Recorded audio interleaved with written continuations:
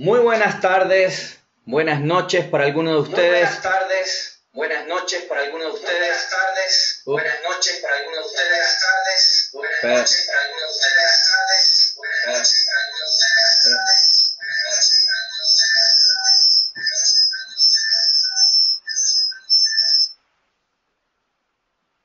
Ahí Ahí parece que está parece que mejor está la mejor la cosa. cosa.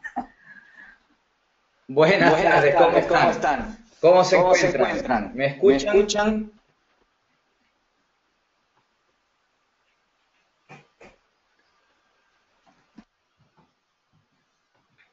¿Me escuchan bien y ven algo raro está en el audio? Ahora muy bien, perfecto, perfecto. Bueno, bienvenidos nuevamente a este nuevo análisis semanal de los domingos que hacemos todos los domingos para ver qué es lo que va a pasar en el mercado y qué es lo que está sucediendo. ¿Ya? Bueno, sin más vamos a entrar en materia. ¿Qué pasó la semana pasada? La semana pasada, en un principio, el dólar estuvo bastante débil pero se estuvo recuperando hacia finales de la semana, con todos exceptuando el euro. El euro fue el gran ganador de la semana pasada, la libra y el franco suizo, todos estos fueron los grandes ganadores de la semana pasada. Las monedas europeas siguen fuertes para sorpresa de los traders y de los analistas. La libra esterlina básicamente se benefició del resultado de las elecciones, sigue beneficiándose del resultado de las elecciones, pero yo creo que eso va a parar un poco esta semana. El dólar australiano fue el segundo más fuerte. El martes y miércoles fueron buenos días para el dólar australiano, ayudado por los metales como el oro y la plata.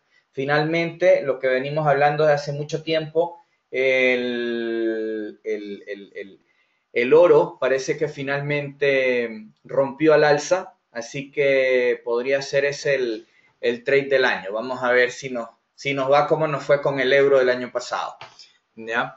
Y con el peso chileno en los últimos 2 años. El dólar neozelandés fue el más débil. El Banco Central de Nueva Zelanda sigue ayudando a bajar el dólar neozelandés y el dólar fue el segundo más débil. Siguió su bajo rendimiento, ayudado por números malos de ventas minoristas. Sin embargo, en general los números estadounidenses, aunque han salido menores a lo esperado, siguen mostrando crecimiento. Y bueno, como yo les dije desde un principio en este mes, lo más probable es que sigamos con una cierta mini tendencia bajista en cuestión del dólar, pero esto tiene que darse vuelta. Además, históricamente, el mes de mayo siempre es un mes muy malo para el euro, por ejemplo. El dólar estuvo a la defensiva toda la semana, hasta el día miércoles y jueves que se empezó a recuperar, pero el viernes volvió a debilitarse por causa de noticias más bajo de lo esperado. Los datos de la inflación del Reino Unido, los Estados Unidos y Canadá, el sentimiento económico alemán, los datos del PIB de Japón, las minutas de la Reserva Federal de Estados Unidos, de la reunión de política monetaria, el empleo y los datos de fabricación, así como los discursos de Mario Draghi, Mark Carney y Kuroda de Japón, son los principales eventos de esta semana. La semana pasada los datos estadounidenses salieron regularones, lo que dejó a los mercados sin una claridad en la economía de Estados Unidos. Básicamente, Estados Unidos tuvo un primer trimestre muy malo y todo el mundo lo atribuyó a un crudo invierno. Ya Estados Unidos está saliendo del invierno, básicamente está en primavera, y se espera que los números del segundo trimestre cambien, ¿ya? Y que sean números que sean mejores de lo que se vio en el primer trimestre.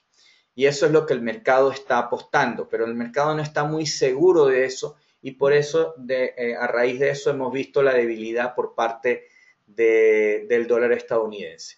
Prácticamente todas las noticias salieron por debajo del esperado, aunque la mayoría continúa mostrando señales positivas. Sin embargo, las solicitudes de desempleo siguieron disminuyendo, alcanzando 264.000 después de publicar 265.000 en la semana anterior, manteniendo el mejor récord desde el año 2000. ¿Ya? Aquí tenemos las noticias de esta semana. Mañana es feriado en Canadá, pero eso no va a afectar mucho el mercado. Tenemos pocos problemas de noticias mañana. Tenemos un miembro de la Reserva Federal que va a hablar, que es Evans, pero aparte de eso no hay muchas noticias. Aquí están las del martes, las del miércoles, las del jueves. El viernes tenemos fuertes noticias. Y finalmente aquí tenemos las 12 noticias más importantes de la semana, según mi criterio, en cuanto a que puedan afectar el mercado. Los datos de la inflación de Reino Unido empezamos el martes a las 8:30 de la mañana, hora GMT. ¿Ya? Los precios al consumidor se mantuvieron en 0% por segundo mes consecutivo en marzo. Una disminución en la ropa y el calzado fue compensada por un aumento en los precios de la gasolina. Esta lectura fue la más baja desde que las estimaciones comenzaron a finales de los años 80. Sin embargo, la caída de los precios del petróleo fueron la principal fuerza detrás de los bajos niveles de inflación. Los economistas creen que la inflación repuntará en el segundo semestre del 2015. Se espera que el IPC se mantenga estable en abril.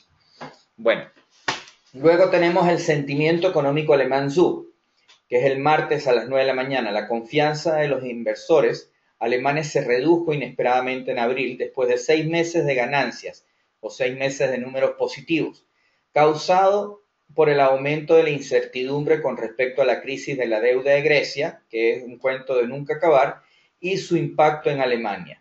El índice ZUB de expectativas de los inversores y analistas bajó a 53,3 desde 54,8 en marzo, mientras que los economistas esperaban un alza de 55,6. Sin embargo, a pesar de la caída de la confianza, el Banco Central de Europa está convencida de que la economía alemana seguirá fortaleciéndose debido a la política de estímulo de expansión cuantitativa en Europa. Se espera que la confianza de los inversores alemanes caiga aún más a 50,1 en esta ocasión. Los permisos de construcción son el mismo martes a las 12:30. El número de permisos de construcción residenciales emitidas en marzo se redujo a un 5,7% a partir de febrero, para llegar a una tasa anual de 1.039.000 nuevas viviendas. Los analistas esperaban una cifra aún más alta, de 1.080.000. Las viviendas iniciadas de propiedades privadas fueron 2,5% menores que en marzo, alcanzando una tasa anual ajustada estacionalmente de 926.000. Las cifras tibias sugieren que la economía está luchando para recuperarse de un débil comienzo del 2015. Se espera que el número de permisos de construcción de viviendas aumente a 1.070.000 en esta ocasión. Luego el martes en la tarde, a las 15:45 horario GMT, habla el gobernador del Banco de Canadá, Stephen Poloz. Stephen Poloz está programado para hablar en Charlottetown. Poloz puede hablar acerca de los efectos negativos de la crisis de los petróleos y la perspectiva de expansión que pueda tener Canadá en su economía. El gobernador también podrá hablar de la posibilidad de nuevos cambios en las tasas en los próximos meses. Así que todos aquellos que operan el dólar canadiense van a estar muy pendientes de esta noticia. La quinta noticia, que sería la última noticia importante del día martes, tenemos 5 noticias importantes el día martes, es el PIB de Japón, ¿ya? Japón se recuperó en el cuarto trimestre del 2014 con una expansión del 0,6%, ¿ya? Que aunque suene poco, es bastante considerando que Japón ha estado prácticamente en una deflación por más de 20 años.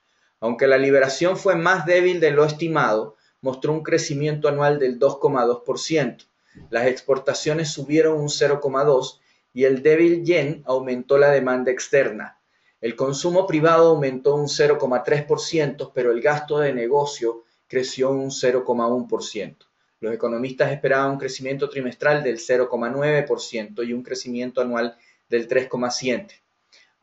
hay posibles riesgos a la baja del impuesto a la venta esperado debido a alcanzar un 10% en abril del 2017. Por ello, el Banco de Japón está decidido a mantener la política monetaria acomodativa para impulsar la demanda interna y aumentar el crecimiento. El crecimiento de Japón en el primer trimestre se espera que alcance el 0,4%. En otras palabras, Japón sigue luchando, pero se ve un poco mejor. Sin embargo, mantienen toda su política de expansión monetaria y su política acomodativa a raíz de su mal crecimiento que han tenido durante tanto tiempo, ¿ya?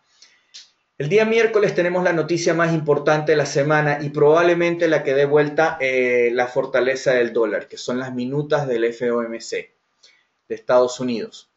Es el miércoles a las 18 horas de GMT, aproximadamente las 2 de la tarde de Nueva York.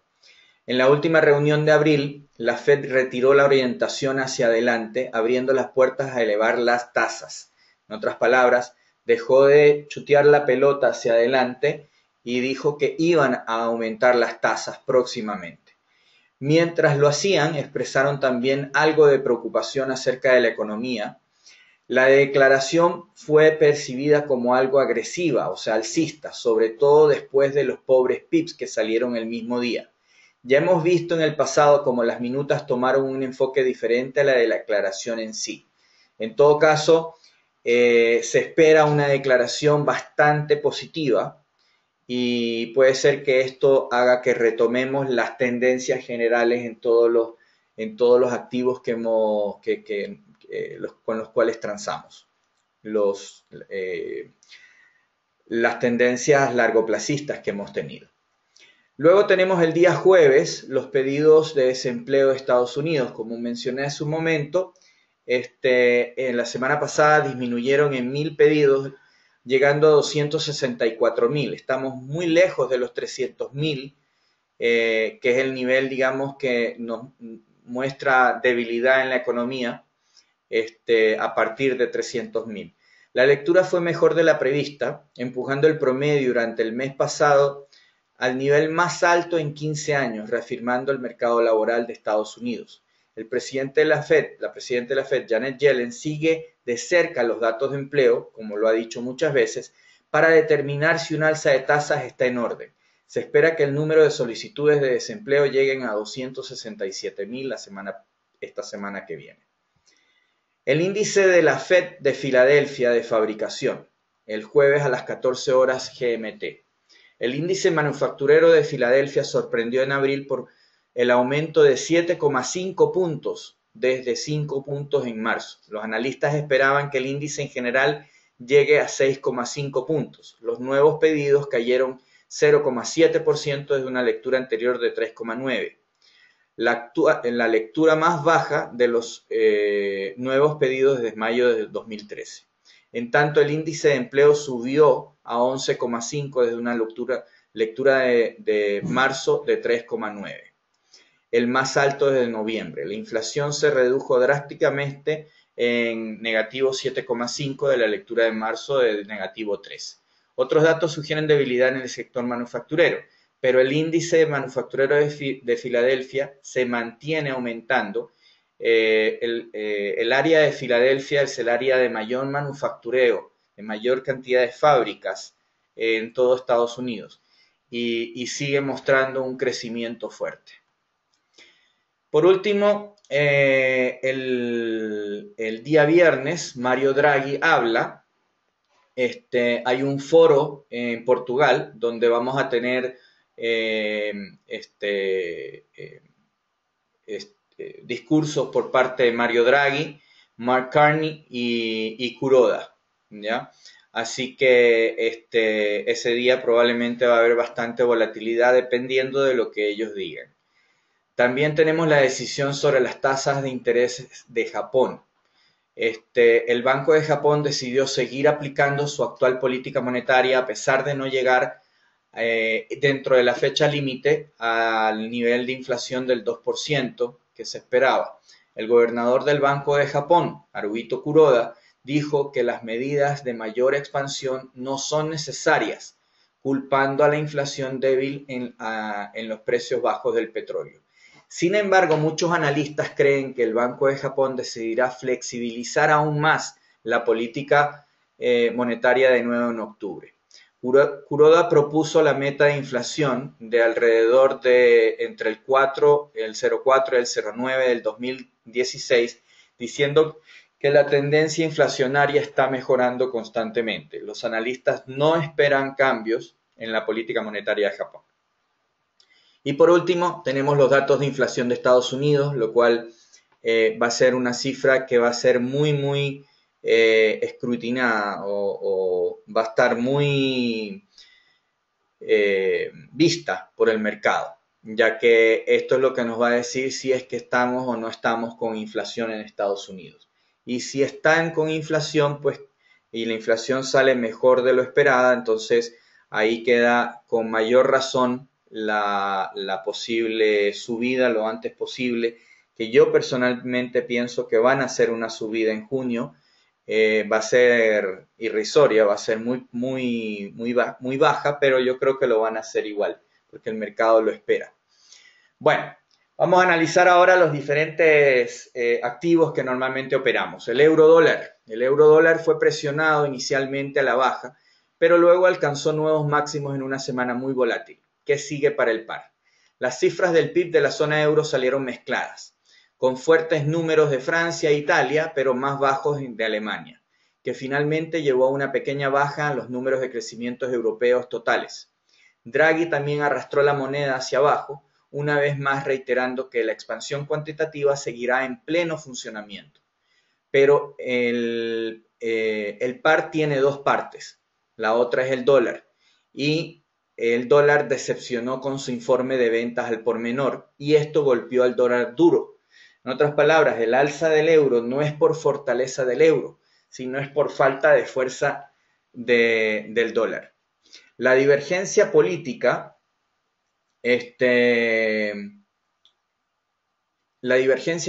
monetaria continúa jugando un papel crítico que pesa sobre el euro y el levantamiento de la divisa estadounidense. A pesar de las recientes preocupaciones sobre la economía estadounidense, la Fed está preparándose para apretar mucho antes que el Banco Central Europeo. Recordatorios sobre la fragilidad de la recuperación europea probablemente van a aparecer por segunda semana consecutiva, ya que, en otras palabras, después de la semana pasada en esta, y también Draghi podría pesar sobre la moneda de nuevo. Así que en el euro, aunque estemos en niveles altos, sigo siendo bajista. El euro dólar, técnicamente hablando, rompió más alto durante el transcurso de la semana, rompiendo la parte superior de la estrella fugaz de la semana anterior. Eso normalmente es una señal muy alcista, ¿ya? En estricto rigor técnico, el mercado debería ir a probar el nivel de 1.15 y ahí será la encrucijada del mercado que decidirá si la tendencia ha cambiado. Mientras nos mantengamos por debajo del nivel de 115, sigo siendo bajista. ¿Ya? El hecho del nivel de 115 no quiere decir que si llegó a 115.001, entonces ya somos alcistas. Obviamente tenemos que tener un cierre, por lo menos un cierre diario por encima de 1.15, como para poder considerar un cambio en la tendencia. La libra esterlina tuvo fuertes ganancias por segunda semana consecutiva. El par ganó unos 270 puntos, cerrando en 1.5708, el cierre más alto semanal desde principios de noviembre del 2014. Es una semana muy ocupada con 2 eventos en el calendario. Los comunicados del Reino Unido de la última semana cumplieron las expectativas, pero el rally de la libra se debió más a la debilidad de Estados Unidos, más que a la fortaleza por parte de la libra. Con la libra mostrando enormes ganancias en el mes de mayo, podríamos estar en un cambio de tendencia de la baja en que veníamos. El sentimiento sobre la economía de Estados Unidos sigue siendo fuerte, ya que se espera que el segundo trimestre sea mucho más fuerte que el primer trimestre. Una noticia clave para esto va a ser la noticia del martes de inflacionaria de Gran Bretaña, que lleva cero en los 2 últimos meses. Así que ahí es donde tenemos que estar muy pendientes si es que operamos la libra dólar. Fundamentalmente hablando, sigo siendo bajista a neutro. Técnicamente hablando, la libra dólar rompió más alto durante el transcurso de la semana, tocando el nivel de 1.58. Hemos retrocedido un poco de allí, pero al final del día parece que nos vamos a ir más alto. Creo que el mercado ha estallado al alza lo suficiente significativo para considerar un cambio de tendencia. Como resultado estamos comprando retrocesos. Si podemos conseguir llegar por encima del nivel de 1.60, nos sentiríamos con mucho más confianza de que la tendencia ha cambiado, que estaríamos por encima del 50% de nivel de retroceso Fibonacci. Cambio de bajista a neutro. Dólar yen. El dólar yen perdió terreno la semana pasada. El yen ganó 70 puntos. El par cerró ligeramente por encima del nivel de 1.19 en 1.1910 y ya está en 1.1942, entre paréntesis. Hay 6 eventos esta semana. El yen registró ganancias la semana pasada aprovechando los números débiles de Estados Unidos, en particular las débiles ventas minoristas. No hubo grandes datos japoneses la semana pasada. El sentimiento del mercado sigue siendo positivo sobre la economía de Estados Unidos, con la Fed esperando que apriete las tasas más adelante en el año.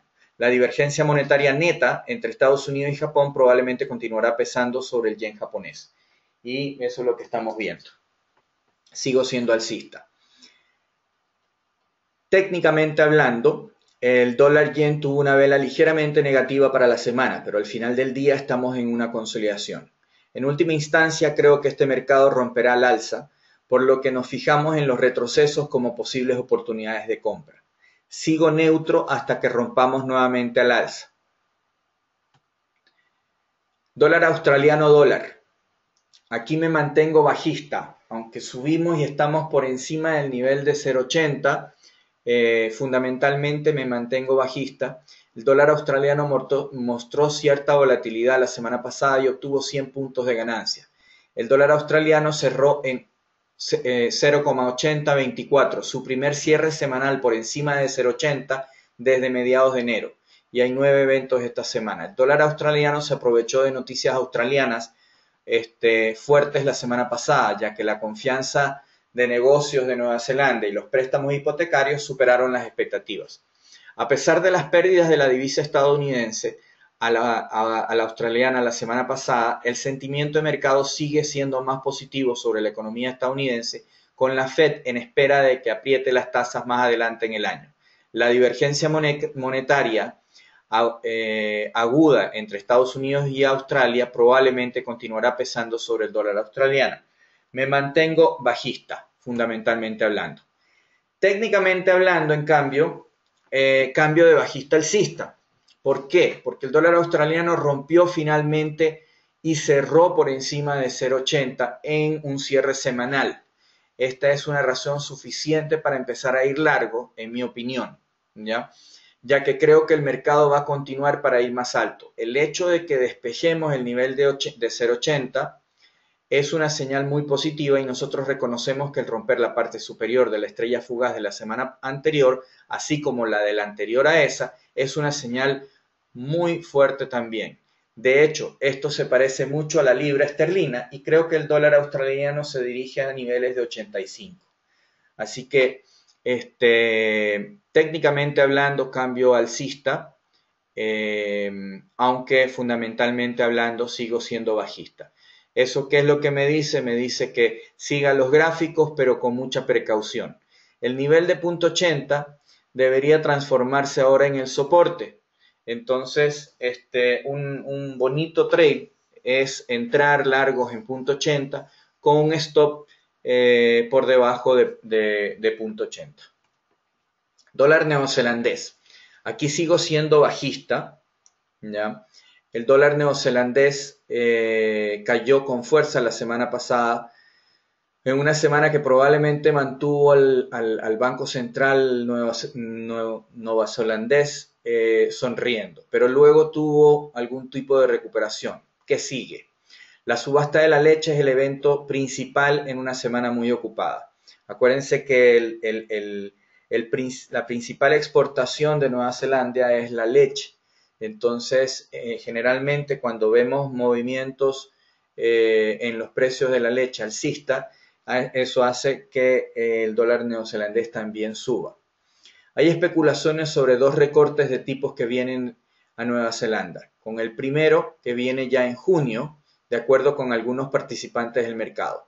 El dólar neozelandés sufrió mucho la semana pasada, incluso con el dólar a la defensiva. Sin embargo, el excelente informe de ventas minoristas de Nueva Zelanda sin duda apoyó la recuperación del kiwi. El Banco de Nueva Zelanda quiere un kiwi más bajo y lo dice y lo repite casi a diario, ¿ya? Y las expectativas de recorte de tasas han aumentado.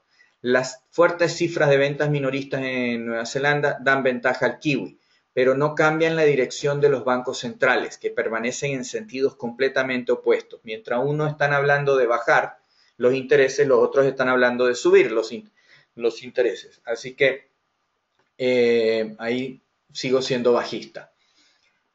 Técnicamente hablando, también sigo siendo bajista. El dólar neozelandés dólar subió y bajó durante el transcurso de la semana, pero al final cerró con una nota bastante positiva. De hecho, la vela del viernes fue un martillo y que sugiere que vamos a ir más alto. Con esto reconocemos que hay una gran cantidad de resistencia por encima, así que no estamos necesariamente interesados en tomar una posición a largo plazo al alza. Con esto creo que continuará este mercado controlado por los movimientos a corto plazo. Sigo siendo bajista. El dólar canadiense, dólar canadiense perdió alrededor de 100 puntos, cerrando la semana por debajo del nivel de 1.20, por primera vez desde mediados de enero. El par cerró la semana en 1.1992, a 8 pips de 1.20. Los principales eventos de esta semana son las ventas al por mayor, el IPC subyacente y las ventas minoristas. El dólar canadiense se aprovechó de la debilidad de las ventas minoristas de Estados Unidos la semana pasada. A finales de la semana, la confianza del consumidor se desplomó, mientras que las ventas de fabricación canadienses dispararon más alto, con una ganancia del 2,9%. El dólar perdió terreno la semana pasada contra el dólar canadiense, pero el sentimiento del mercado sigue siendo positivo sobre la economía estadounidense. Con la Fed, que se espera que apriete las tasas más adelante en el año, la economía de Estados Unidos sigue superando la de su vecino del norte, que es un buen augurio para el dólar. Sigo siendo alcista. Técnicamente, cambio a neutro.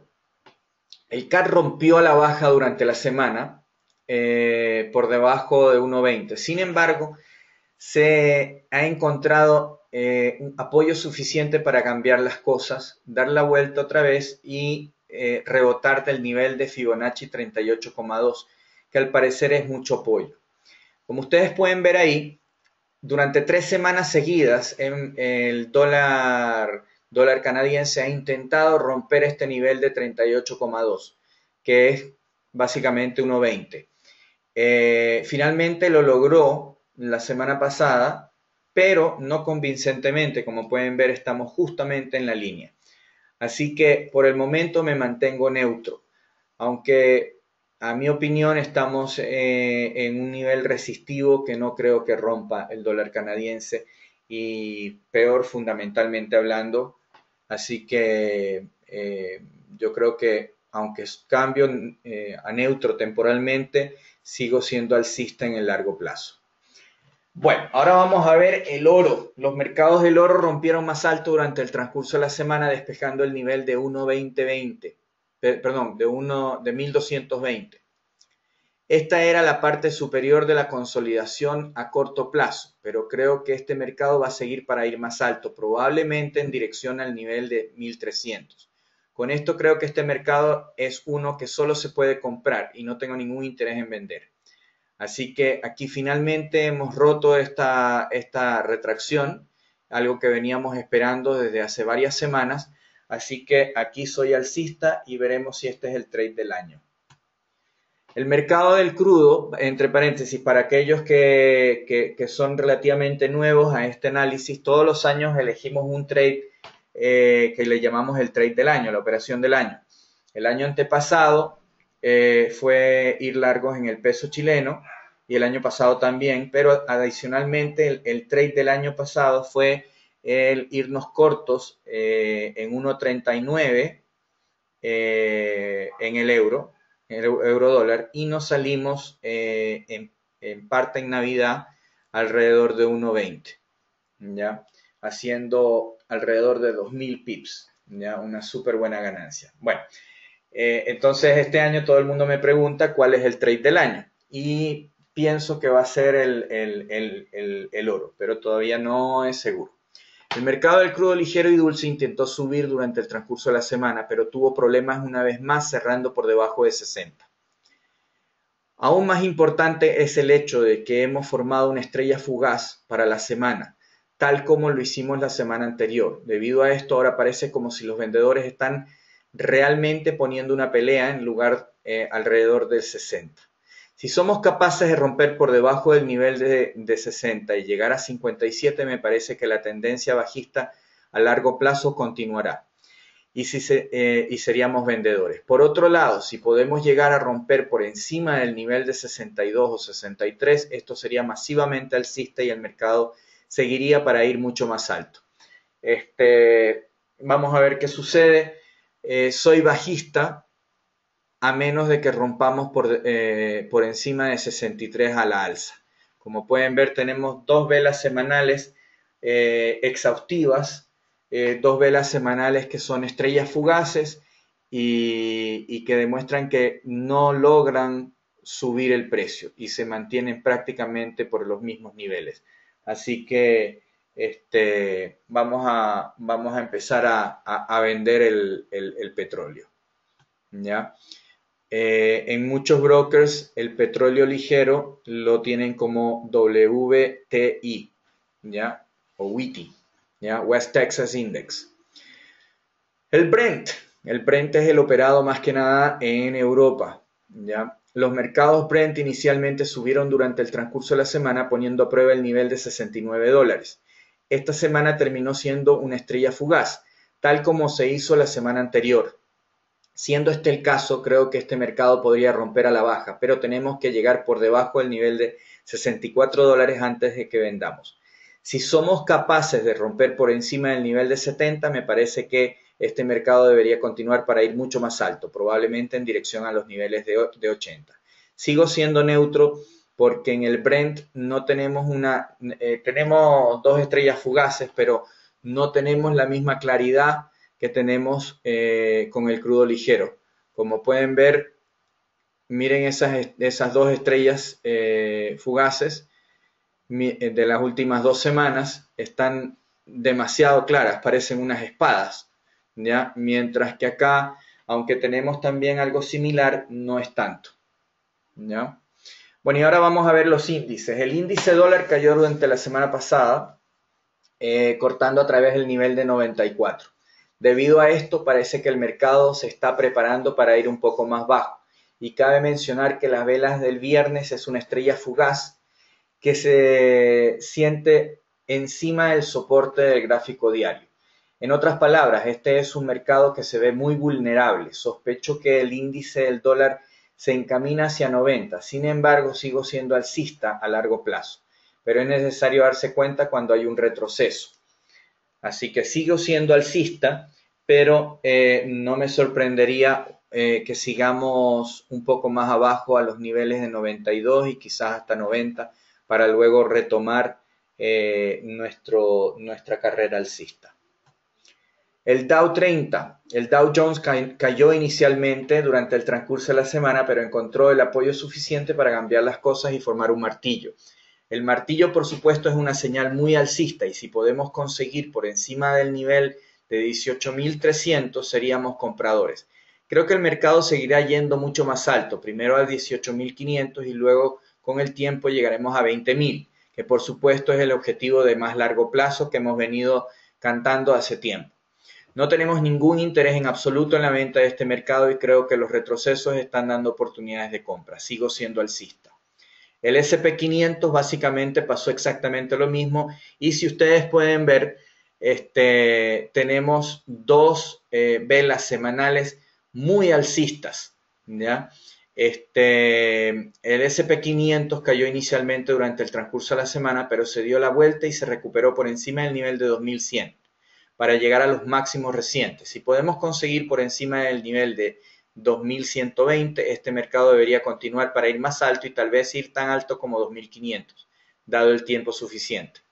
Creemos que los retrocesos continúan dando oportunidades de compra y el S&P 500 seguirá atrayendo a los inversores. Esto es especialmente cierto si se considera que el dólar está cayendo, como hemos visto en el índice del dólar. ¿Ya? Sigo siendo alcista. El DAX cayó inicialmente durante el transcurso de la semana, pero encontró apoyo suficiente en el nivel de 11.200 para cambiar las cosas, darse la vuelta y terminar con un martillo por segunda semana consecutiva. Esta es la segunda semana, que hemos formado un martillo, por lo que creo que el DAX va a seguir para ir más alto. Creo que el mercado finalmente va a dirigirse hacia 12.400. Por lo que podemos ver en este momento. La venta no es una posibilidad, al menos no hasta que no lleguemos por lo menos por debajo de 11.000 euros, ¿ya? Y estamos bastante lejos de eso. Y hemos rebotado dos veces en 11.200 con fuerza. Así que sabemos que esa es una resistencia. Podemos aprovechar estos niveles para ver eso. El IBEX inicialmente cayó durante la semana, pero encontró apoyo suficiente en el nivel de 11.200 para cambiar las cosas, dar la vuelta y formar una vela ligeramente mejor de la prevista originalmente. Debido a esto, si podemos obtener por encima del nivel de 11.500, seríamos compradores y entonces debería dirigirse a 11.900. Y si rompemos por encima de 12.000, creo que este mercado se convierte en un tipo de situación de comprar y mantener. Los retrocesos continúan ofreciendo valor, ya que el IBEX está sin duda bien apoyado cerca de 11.000, al igual que el DAX. Sigo siendo alcista. Por último, el Nikkei abrió con un gap alcista a comienzo de la semana y luego siguió su ruta. Cerró el gap y siguió subiendo. Cambio alcista temporalmente neutro hasta que rompamos por encima de 20.000. Aquí tenemos los movimientos promedios. Como pueden ver, estamos nuevamente en algunos por encima de 200 y en otros muy cerca de 200 pips diarios, los cuales nos da muchas oportunidades de ganar dinero. Así que estos son los promedios de las últimas 5 semanas para que tomen en cuenta cuando vayan a elegir qué pares y qué activos operar en lo que es monedas extranjeras. Bueno, gracias por asistir a nuestro análisis semanal. Los esperamos el próximo domingo. Los invitamos a abrir una cuenta demo en continentalfx.com, donde les garantizamos transparencia y honestidad. Así que tengan una excelente semana. Cualquier cosa me llaman, me visitan o me escriben. Así que les deseo una excelente semana y que ganen muchos pips. Un abrazo, cuídense todos. Chao, chao.